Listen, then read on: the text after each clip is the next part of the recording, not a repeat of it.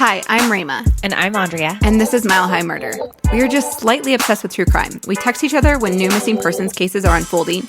We add each other to Facebook sleuth groups and definitely feel like we have solved the cases before anyone else. We aren't creepy, I promise. I'm sorry. That was dumb. It's fine, I'm just gonna laugh. I'm ready. Sorry.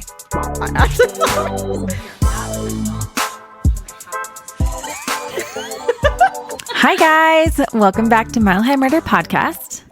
We are here. I don't know what I'm doing. I'm like using my hands in the weirdest way. Is that why you looked so like, what are you doing? Yep. I don't know what that was about.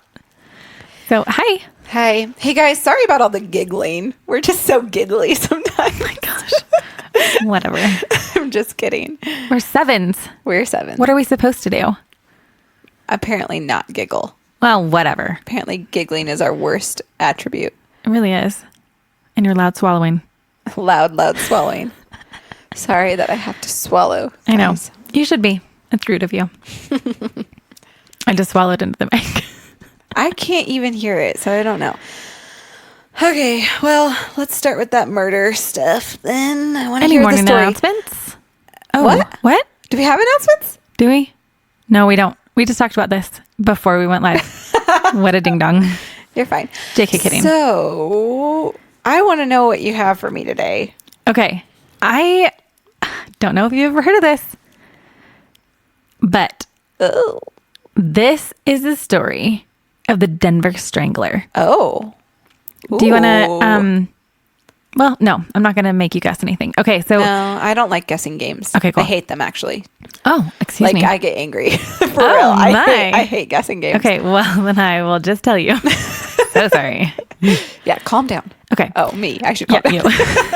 I'm perfectly calm. Okay, so I saw this name just randomly, like looking for other cases to do. And it stuck out to me because, hello, serial killers are crazy. Strangler. And it's Denver. So I want to cite that I found this stuff on Wicked Denver, which is, from Wicked Denver, which is actually a book about all the like, actually the word malfeasance was in there. Oh, wow. That's a word. Yes. Anyway, like old, history about Denver that was like, colored. So, and then lots of old newspaper clippings, which is super fun to read. That is fun. There's some very, I was telling my husband about some, outdated terms. Okay. And I kind of like that.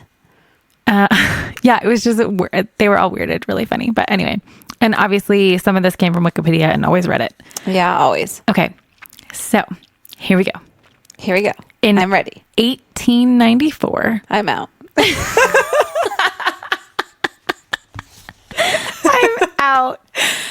Shut up. Okay. I'll give it a chance, but I'm going to make it interesting for you. Okay, please do. I don't love older cases. I mean, it's not that old. It's only a century. Oh, okay. Well, let's give it a shot then. Okay. In 1894, Denver was rocked by the sudden appearance of a serial killer dubbed the Denver Strangler. He was also known as Jack the Strangler because a police chief said that he was a modern day, which sounds so funny now, Jack the Ripper. That is really funny. A modern day Jack the Ripper. Yeah. That's pretty crazy, though, that he was compared to Jack the Ripper. Yeah. All right. Totes. Okay. Maybe I'm back in. You're in. All of the murders took place on Market Street, which actually at this time was a red light district. Oh. So it was a little dark kind of place to be. All of his victims had a few things in common, which was bunkers. So they were all immigrants. All of them were sex workers. Huh. They all were found strangled in their bedrooms on Market Street. They all lived on Market Street. Oh. Mm-hmm. And it was noted that all of them had left their back doors unlocked, which meant that he easily got into their houses through the back alley. Oh, dumb. Don't They didn't have ring. They didn't have ring. We do, though. So We do. We're safe. You're not getting in our back doors. Okay, but don't leave your back door unlocked. Right. Or windows unlocked. All of the things. So he is known, like they know that he committed these 3 murders, but they actually have him linked to 2 other cases. One was in 1898 and the other was 1903. But all 5 cases remain unsolved. What? Yeah. You know how I hate unsolved cases. With this one, I was in deep. Okay. So the first murder was that of Lena Tapper. She was a 37-year-old French immigrant who moved to Denver to actually be a mistress to a guy named Richard DeMady. Okay, that's a thing. I guess so. That's crazy. I wasn't given this option, so I don't know. I mean, like, move from France to be a mistress. That's just crazy. I'm sorry. I wasn't given this option. Praise be. I have French blood. Yeah, I know. Okay, well, not everybody else does. Well, your name. Oh, I'm sorry. Oh, yeah. I'm sorry. Good Lord, you are salty right now. Oh my God, I am salty right now. I'm really sorry about that. You can tell them how your French blood. Tell them about your French blood. Go ahead. Nobody cares now. Okay. Nobody ever cared. Pull it together. Okay, sorry. Keep it tight. Okay, on September 3rd, 1894, Lena was found strangled on her bed in a house on Market Street. It is alleged that she and her lover were part of a secret French order called Maquereau. I'm totally butchering that. I did actually ask the Google to say it for me. Yeah. But still. Yeah, it's still hard. I'm just a little white girl. You have a lot of French in your blood, so. Exactly. Okay. But the Maquereau was actually known as the French Underground. And this is where Lena would play the role of a sex servant to Richard. The Maquereau was actually linked to many major American cities and primarily trafficked in prostitution and white slavery. See, you're in. You're in. I saw those eyeballs. Well, I'm in, but that's... I can't... Okay. All right. The Denver Post... Actually, I think that's wrong. I don't think it was the Post at the time. But anyway, a Denver newspaper wrote that the Maquereau was they were constantly bringing in prostitutes from foreign locations and mostly France. And it was even alleged that there were several hundred French women in Denver who were slaves. Wow. I didn't even slaves. know there was a French population in Denver, brought in. I didn't know that. See, you're learning so much. I'm learning a lot. Look at these history. I didn't know your history podcast. I know, but it's so interesting. It is interesting. Okay, moving on. I'm going to butcher this beautiful woman's name, but it's because I don't speak French. But Marie Contassoy or something was also a 23-year-old French prostitute with more ties to the French underground society. She was living with her lover, Tony Sanders, on Market Street, just like Lena.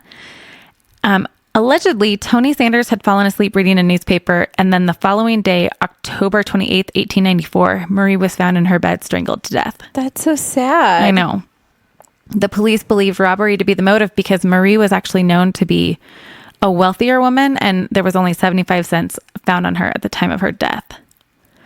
5 men were arrested for her murder. Lena Tapper's lover. Whoa. Yep. DeMady being one of them. And all of them were later released for lack of evidence. 5 people. And they're like, oh, sorry. That's crazy. Yeah. They just did things differently back then. Yeah. Then on November 13th, 1894, at 1 a.m., Market Street in Denver was the scene to yet another victim of the Denver Strangler.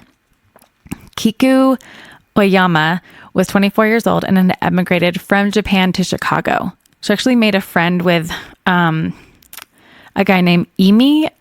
Again, these names, I'm so sorry. And in late 1893, they moved to Denver. She was murdered under similar circumstances in the first 2 cases, like Lena and Marie. And there were actually still marks of the strangler's fingers around Kiku's neck. Oh my gosh. Yeah. That is intense. Mm-hmm. She was murdered. Oh, sorry, I already said that. Just kidding. Kiku had seen friends that evening and went back to her house, drew the curtains, and they presumed that she went to bed. Her boyfriend, Amy, had been out for a walk, and when he returned home, he found her lying on a bed with a towel tied around her neck. Oh my gosh. She was still alive and gasping for air. Okay, it's crazy that their significant others are not around. But I think they were all sex workers, so I think they were all married to, or at least dating some skis balls. Okay. You know what I mean? But yeah. But was he watching and just waiting for, or is it just all happenstance that? I mean, one would assume that he probably frequented these brothels, as they were called, And I bet he watched and knew their patterns or whatever. Yeah. Like he probably, put the time in to figure it out. And they all lived on Market Street because it was a red light street. Yeah, right. So he could just watch. He could just hang out, yeah. Yeah, for sure. Amy and nope. Let me go back. Amy untied the towel, ran across the street for help, and an officer actually saw the commotion. And as they got back into the house, Kiku had already passed. Her body was found in the same row of houses, like I said, Lena and Marie were strangled in. And she actually was a madam. She ran a house of disrepute, was what it was called. Oh. Yes. Disrepute? I don't know. Sure. I should ask my sister. Okay, this is bunkers because in each case, a towel was found knotted around the women's necks. Oh. The marks of the strangler's fingernails, the position of the knot in the towel, and the disfigurement of all the bodies were done by the same person. They were all very similar. Yeah. Right. So it's one person. Yeah. Okay. There were many suspects, but the main suspect in the investigation was Richard DeMady, Lena's lover. Okay. The first Yeah. gal. Robbery did not appear to be the motive, so they looked at other relationships between the strangler and his victims. And, if he's part of all of that and everybody's a part of this French underground thing, anyway. Yeah. Okay. So then on April 20th, 1895, DeMady was charged with first-degree murder in Lena's death. And there are reports that he actually bribed the judge and the witnesses to get an acquittal. Oh my gosh. Yeah. Things are just so different. It's funny. 45 witnesses were called to testify, and the prosecutor even claimed to have conclusive proof that DeMady was her killer. That's interesting. That I wonder, 45 seems like a lot in that time to me, that they'd Don't have you 45 think? witnesses. I know. It is a lot. Maybe I'm wrong. No, I think it is. Okay. But it must have been like it was a popular area. It was frequented by Johns. Yeah. So 2 witnesses actually testified that they had seen DeMady abusing and choking Lena the night of the murder. But a 3rd witness happened to change her testimony on the stand, stating that she had seen the 2 joking and laughing rather than in the midst of an abusive relationship. Huh. Mm-hmm. And she was paid off, probs. Perhaps. In spite of eyewitnesses and proof of bribery, they actually had a copy of the check that he wrote to the judge. Oh my gosh. However, DeMady was acquitted on May 11th, 1895, and promptly moved to Brazil. Whoa, Brazil. Yeah. Others were actually charged with the murders, but literally all of them were acquitted. And it's clear to investigators that the tie was the macro, but all of these murders remain unsolved to this day. That is crazy. Isn't that bonkers? Yeah. I was like really enjoying the history rabbit hole that I went down. I thought it was a lot of fun. Yeah. I'm a history nerd. That's good. I'm glad you are. I am not. But wasn't that an interesting story? It was interesting. It was also true crime interesting. So, not that, and that I is don't our know. podcast. There are interesting history facts. My husband is very into history. And I know he's the reason that I went ahead and did this one, because you were like, ugh. You're welcome, Trevor. Thanks, Trev. Thanks, Trev. You're welcome. It's for you. Yeah. No, I'm glad you did it. It was interesting. Ew, Thank you for putting in the time. I'm sorry. No, okay. I'm sorry.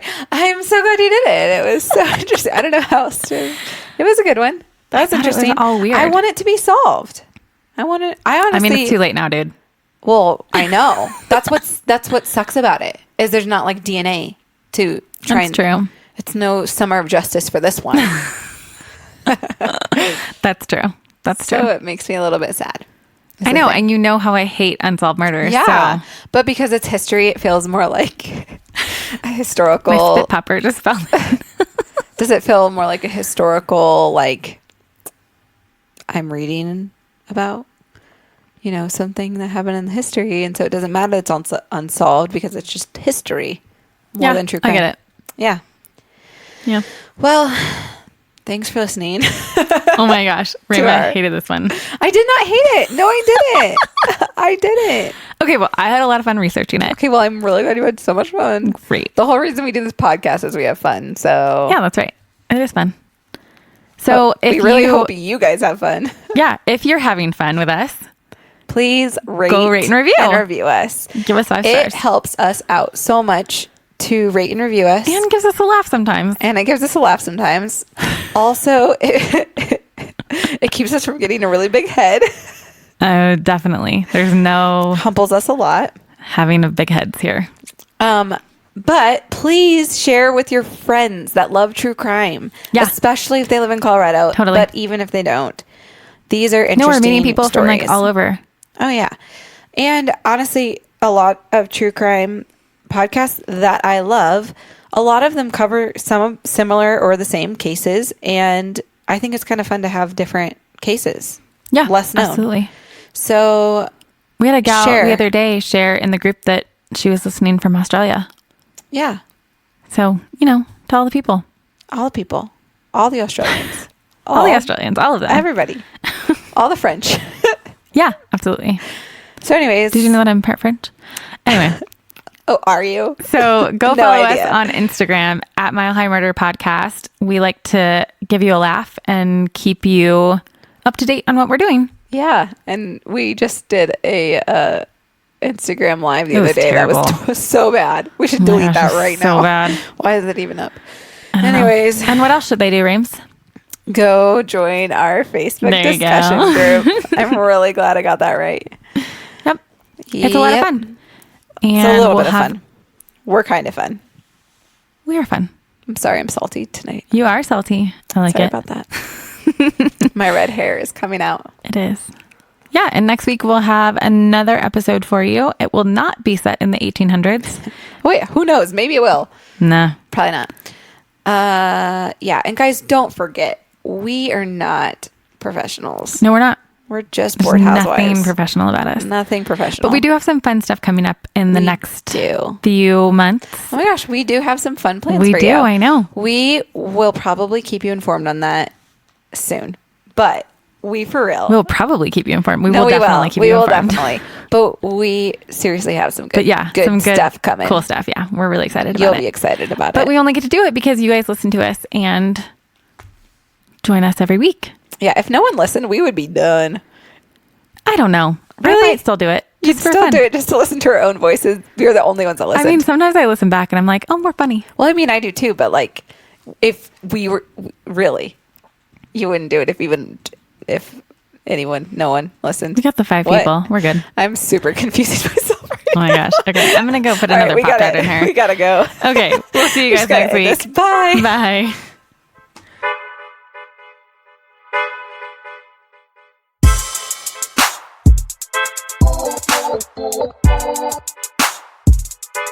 Thank you.